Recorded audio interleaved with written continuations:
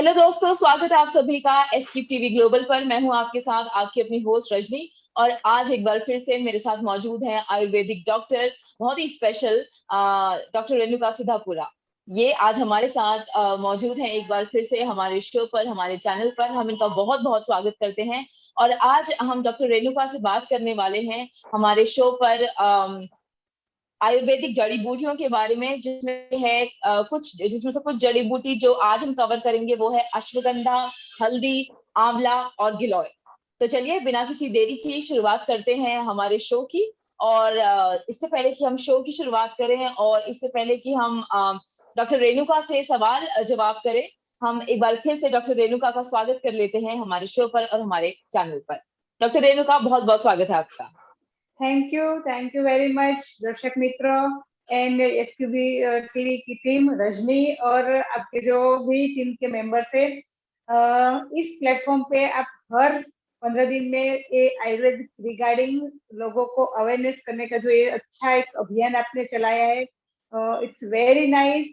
And मैं भी आज आपके लिए दर्शक मित्रों एक नया टॉपिक लेके आई हूँ कि आयुर्वेदिक जड़ी बूटियां कौन सी होती है बेसिक, और हम घरेलू उपचार के दौरान क्या किस तरह से यूज कर सकते हैं, और एक आयुर्वेद डॉक्टर किस तरह से आपको सजेस्ट कर सकता है, उसके अंडर में आपको किस तरह से लेना है, उसके बारे में ढेर सारा हम अपना नॉलेज शेयर करने वाले हैं। Thank you very much again, thank you. क्या बात है। तो चलिए डॉक्टर रेणुका, शो की शुरुआत करते हैं। और मैं आपसे जानना चाहूंगी, जैसे मैंने दर्शकों को बताया कि आज हम जो शो है उस पर हम आयुर्वेदिक जड़ी बूटियों के बारे में बात करने वाले हैं। और आज के शो में हम कवर करेंगे 4 जड़ी बूटियां, जिसमें से है गिलोय, अश्वगंधा, हल्दी और आंवला। तो सबसे पहले हम गिलोय के बारे में बात करना चाहेंगे आपसे।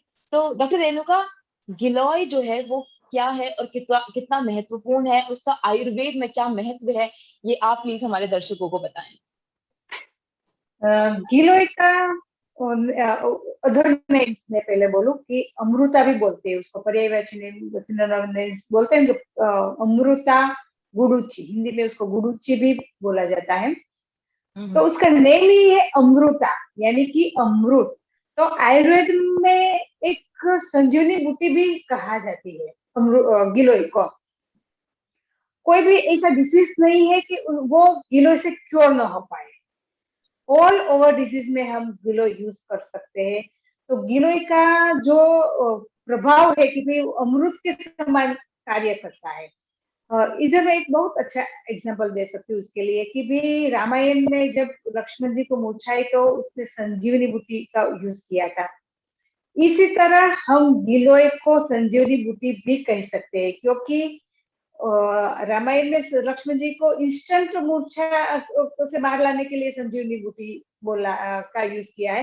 लेकिन इधर जो गिलोय है वो हमारे बॉडी में जो स्लो पॉइजन पैदा कर रहा है, धीरे धीरे व्यक्ति को मार रहा है, जैसे कि डायबिटीज, जो राज रोग है, साइलेंट किलर रोग है, उसकी तो मेन ड्रग है गिलोय। तो हम एक संजीवनी बूटी भी कह सकते हैं। अमृता अमृत के समान तो काम करने वाली ही है, साथ साथ में हम संजीवनी बूटी भी कह सकते हैं कि भाई ये जो डायबिटीज रोग है, बुखार है, कोई क्रोनिक बुखार है, डेंगू जैसा बुखार है, सब बुखार में हम एक गिलोय यूज कर सकते हैं। तो एक गिलोय हमें काफी रोगों के लिए इस्तेमाल कर सकते हैं।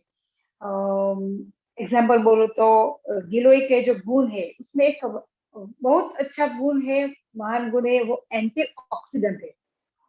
किसी औषध में एंटीऑक्सीडेंट नहीं है, इतना एंटीऑक्सीडेंट गिलोय में है। साथ साथ में वो पित्त शामक है, रक्त को शुद्ध करता है, यानी कि हमारे ब्लड में भी जो कोई दूषित हुआ है या कोई दोष है, इम्प्योरिटी है। वो उसको भी प्योरीफाई करता है।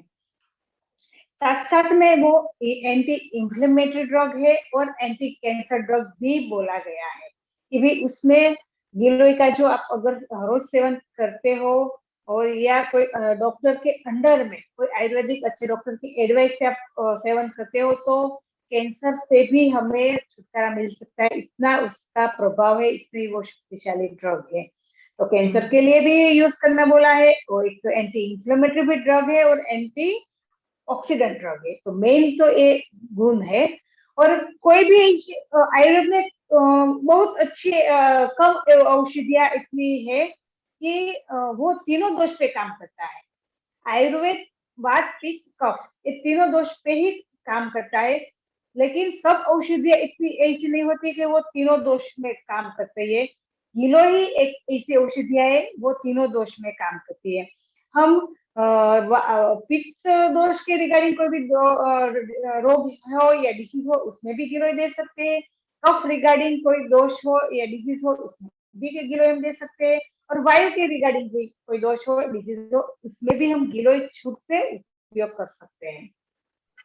तो गिलोय का जो फील्ड है वो वार से कि भी हम कोई भी डिजीज में कोई भी कैंसर जैसे भी कोई भी बीमारी है उसमें भी हम गिलोय अच्छी तरह से दे सकते हैं डॉक्टर की एडवाइस में।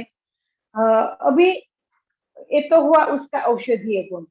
गिलोय के मेन जो प्रभावशाली प्रभाव है वो हमारे बॉडी का जो टॉक्सिन है उसको निकालता है, यानी कि वो डिटॉक्सिफिकेशन करता है हमारे बॉडी को। डिटॉक्सिफिकेशन करके वो इसे डायबिटीज है, कैंसर है, ये ऐसे रोगों को वो अच्छा करता है। डायबिटीज का मेन ड्रग है गिलोय और हल्दी।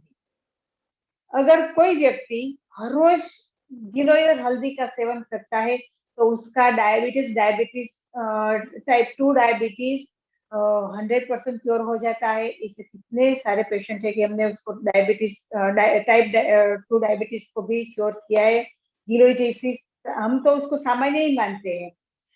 और गिलोय का एक ये भी प्रभाव है कि गिलोय का एक प्लांट होता है, बेल होती है, तो वो जो भी ट्री पे चढ़ती है ना उस ट्री का गौन गिलोय में आ जाता है।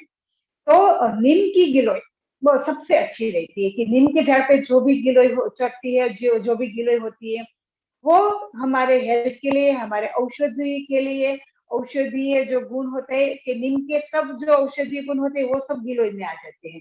तो गिलोय के उसके तो गुण होते ही, साथ साथ में जो भी प्लांट पे वो चढ़ती है उसके भी गुणों और उसका प्रभाव सब गिलोय में आ जाते हैं। तो हमको 2 गुना गिलोय से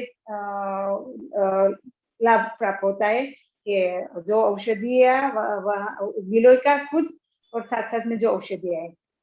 लास्ट में तो बोलूंगी कि भाई हमारे गवर्नमेंट ने भी गिलोय में के इतने सारे गुण है, उसका जो मेडिसिन प्रभाव है इसको देख के ऐसा भी सोचा है कि उसको राष्ट्रीय औषध घोषणा करने का सोचा है कि भाई राष्ट्रीय औषध होनी चाहिए, इतने गिलोय पावरफुल है।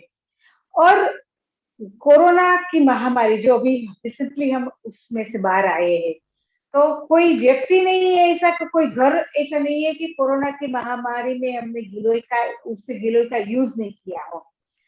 हर लोगों ने कोई गिलोय का पाउडर, गिलोय की टेबलेट, कोई भी मिला है, कोई भी चीज मिली है वो उसने यूज किया है। तो गिलोय एक बेस्ट इम्यूनिटी ड्रग भी है। तो इतने सारे गिलोय का गुण है कि हम उसके लिए जो भी बोले वो इतना कम है गिलोय के लिए। क्या बात है, क्या बात है। जी हाँ डॉक्टर रेणुका, ये तो अभी सबने ही देखा जब कोरोना की महामारी हुई थी और कुछ महीनों में जब बहुत ज्यादा तेजी से कोरोना बढ़ चुका था तो लोग किस तरह से गिलोय के पीछे भाग रहे थे और गिलोय की जड़ी बूटी के लिए और गिलोय के डंडों के लिए, उसके पत्तों के लिए काफी ज्यादा उसकी मांग जो थी वो और ज्यादा बढ़ रही थी। बढ़ गई थी। जी जी।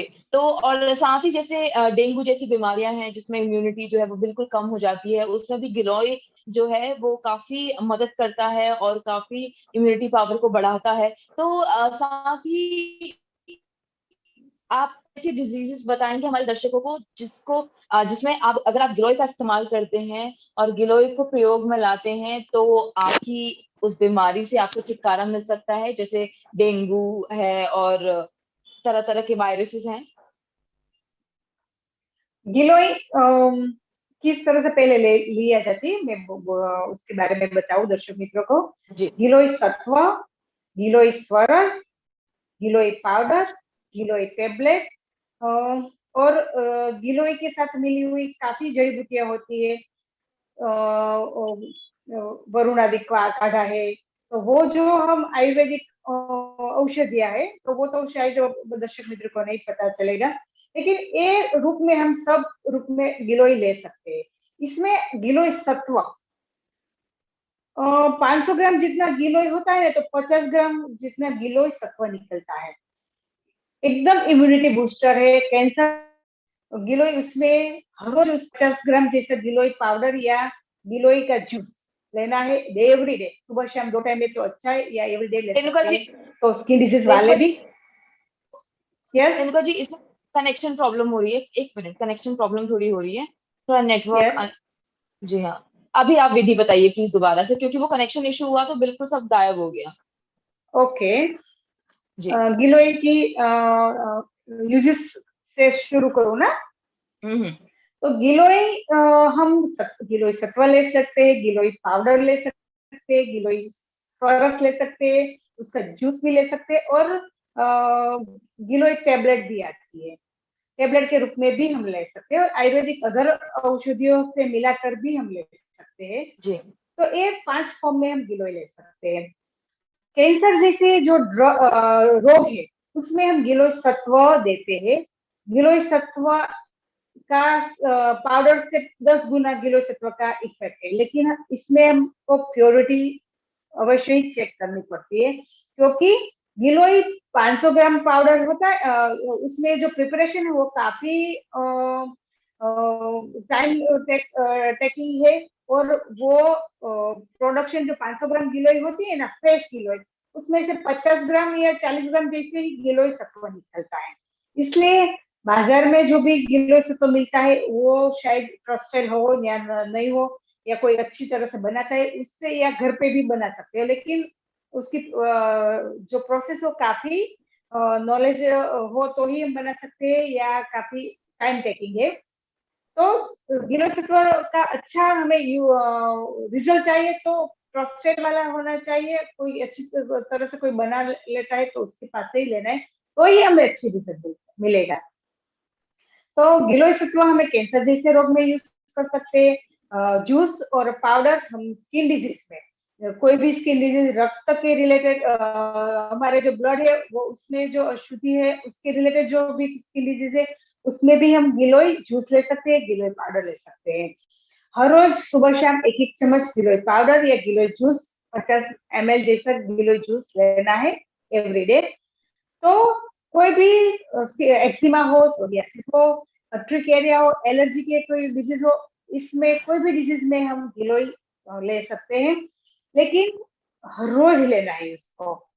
अब के 1 महीने लिया, 2 महीने लिया नहीं, 5-6 महीने या 1 साल तक आप रोज लेते हो, तो कोई भी आपको ब्लड के रिलेटेड कोई भी डिजीज है, एक्ने हो, पिंपल्स हो, फुंसी हो, रेट बंद हो जाती हो, या स्किन में हमारे पूरे बॉडी में गर्मी ज्यादा होती हो, तो भी हम गिलोय का यूज कर सकते हैं। डाइजेशन प्रॉब्लम हो, उसमें भी हम गिलोय यूज कर सकते हैं।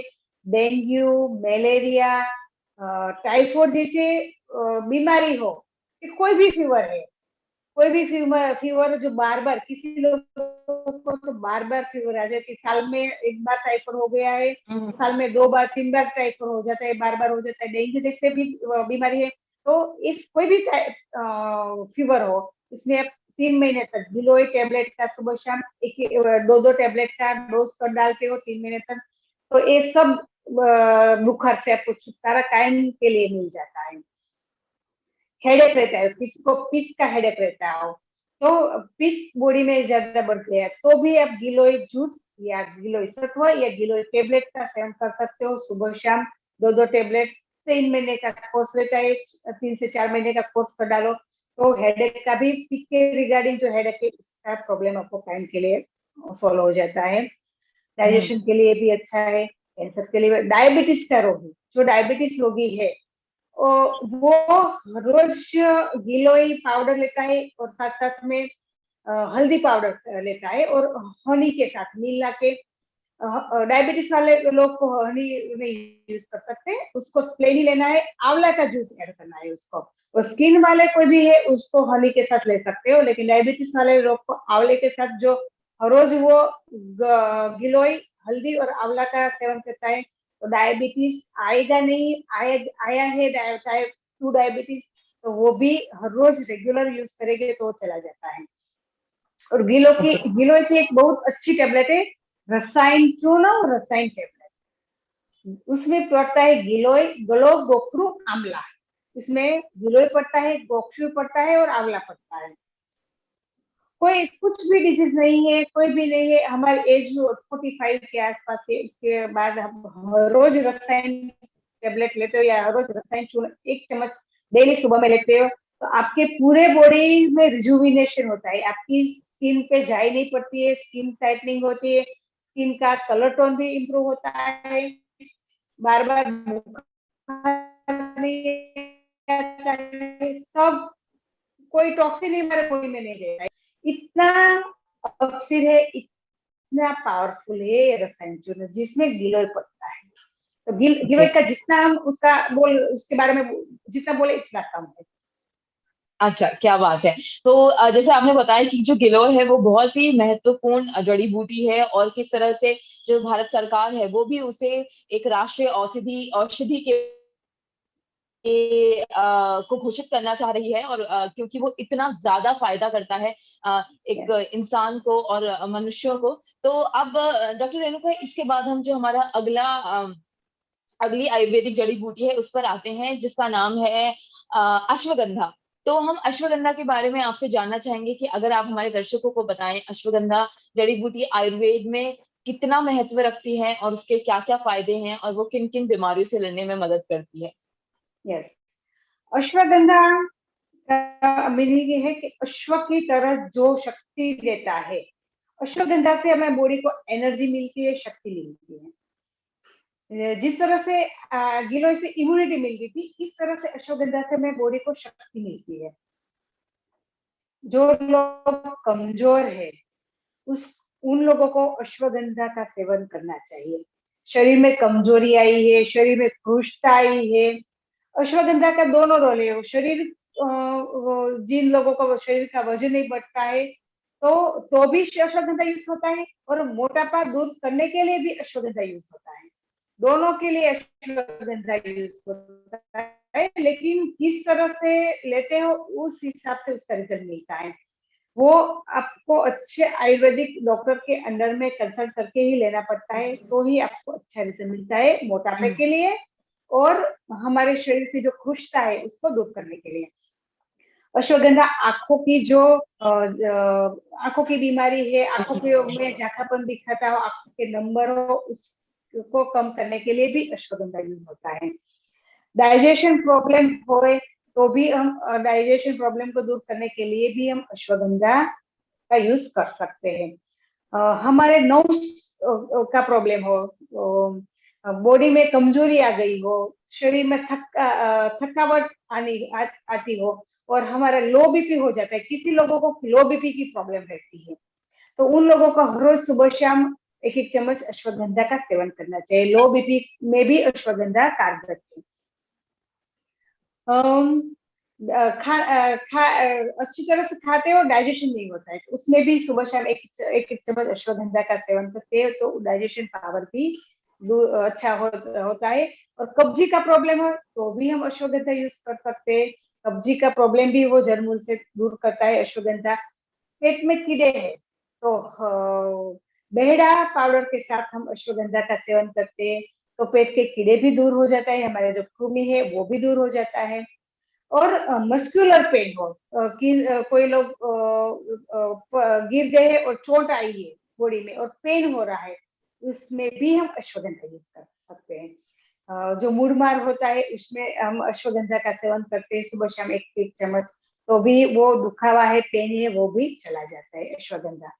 तो इस तरह से अश्वगंधा हम कई सारे डिजीज में प्लानिंग से हम कोई औषधि के साथ भी दे सकते हैं, प्लेन भी अश्वगंधा दे सकते हैं, ashwagandha tablet, ashwagandha powder, ashwagandha wrist, syrup जो मिलती है बाजार में, वो वजन बढ़ाने के लिए, भूख लगने के लिए, कई लोग ऐसे होते हैं कि भूख ही नहीं लगती है, टाइम हुआ तो भूख नहीं लगती, तो भूख को बढ़ाने के लिए भी हम अश्वगंधारिश लेते हैं, जो एक सिरप आती है। सुबह शाम एक एक चम्मच पानी डालकर हम लेते हैं, तो हम हमारी जो खाने का जो प्रॉब्लम है, वो छोटे बच्चे खा, जो उसको खाने में काफी वो टाइम लेते हैं, तो उसको भूख नहीं लगती है, तो हम ये देते हैं, तो उसके पेट के कीड़े भी चले जाते हैं और उसको अच्छी तरह से भूख भी लगती है और उसका वेट भी गेन होता है और ग्रोथ भी होता है। हाइट को बढ़ाने के लिए भी अश्वगंधा दिया जाता है। बॉडी का ग्रोथ, कहीं भी किसी व्यक्ति का बॉडी का ग्रोथ अटक गया है, मानसिक या शारीरिक, तो सब डिजीज में, हम सब रोगों में ये हम अश्वगंधा का सेवन करते हैं, तो हमें बहुत ही अच्छा रिजल्ट मिलता है। क्या बात है। चलिए, और किस किस बीमारी में डॉक्टर रेणुका अश्वगंधा जो है वो बहुत ज्यादा कारगर रहता है? जैसे आपने बताया, वजन घटाना हो या बढ़ाना हो या स्किन प्रॉब्लम ने के बारे में बताया कि वो वो बीमारी में काफी कारगर है, तो अश्वगंधा है।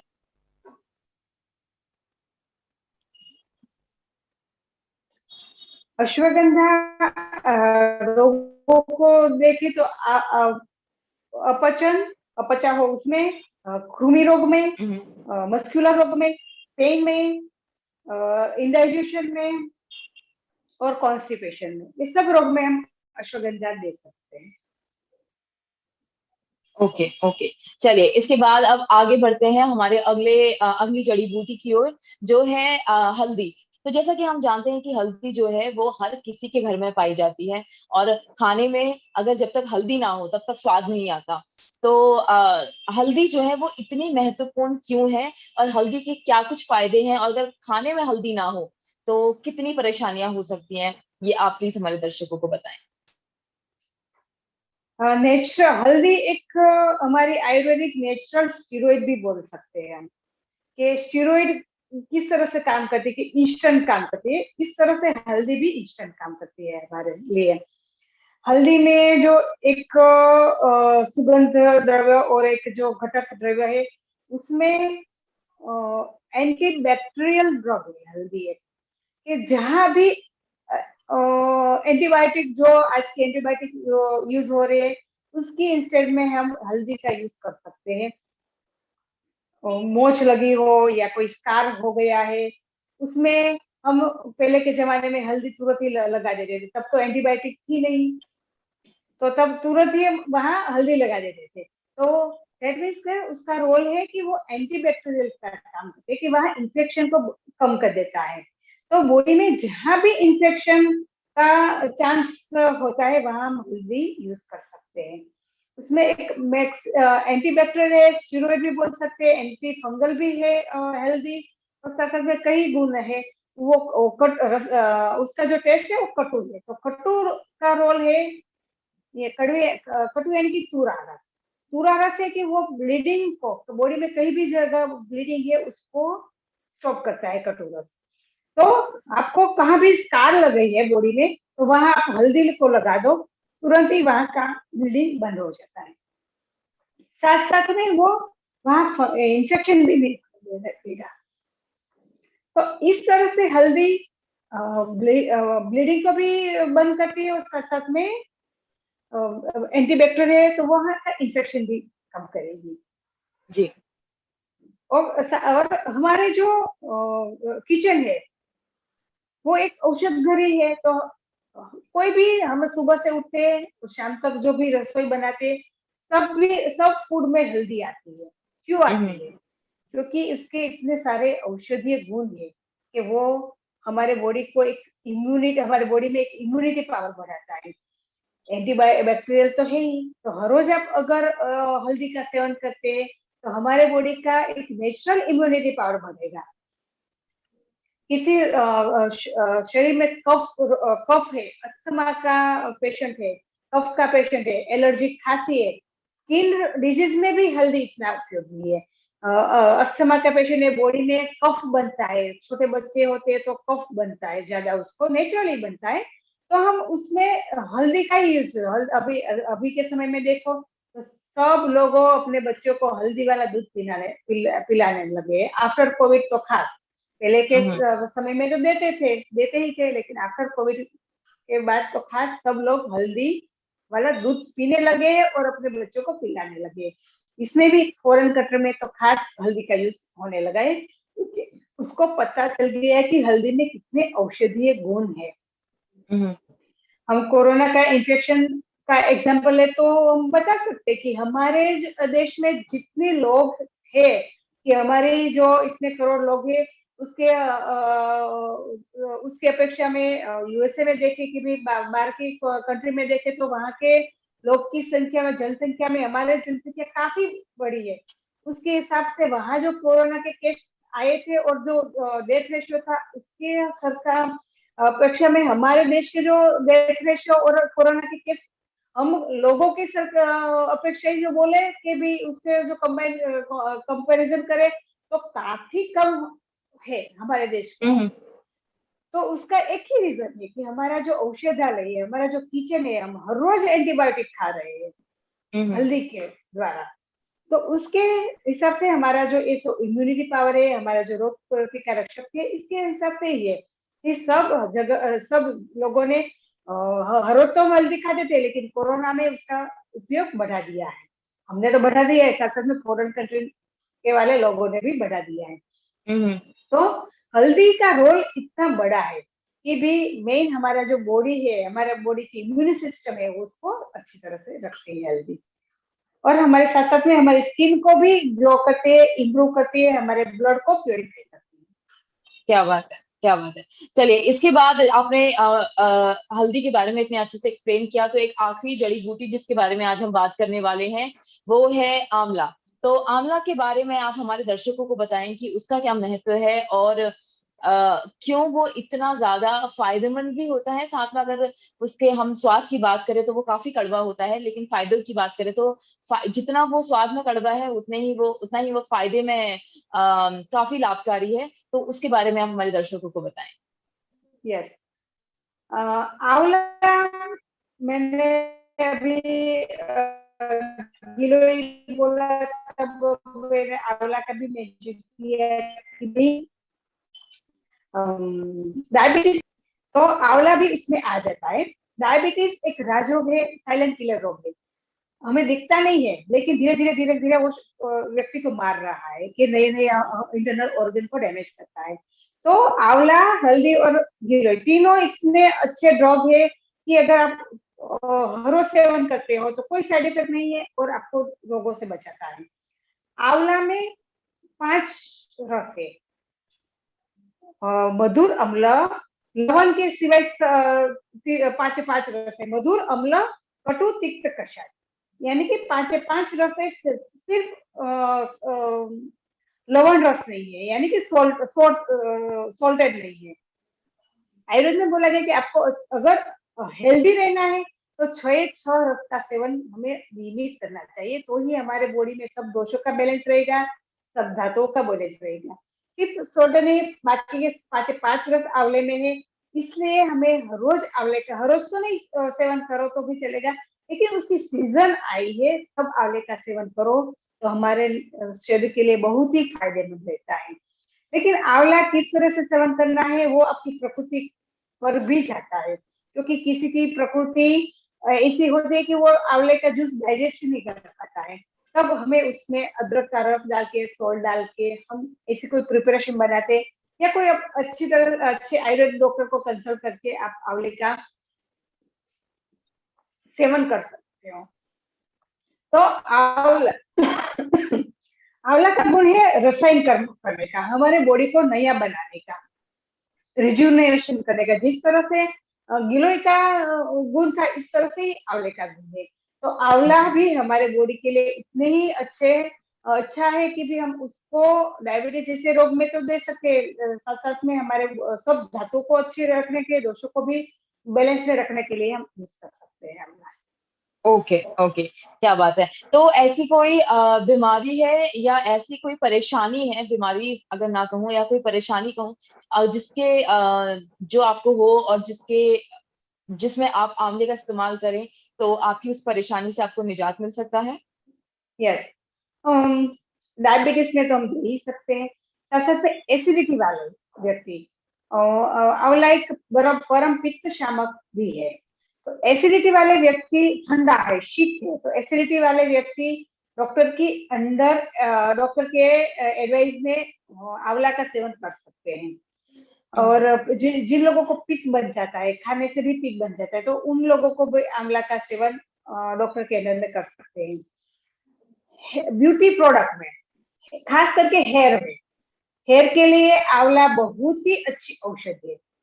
बालों को बढ़ाने के लिए, हमारे बालों को झड़ने से बचाने के लिए, काला बनाने के लिए,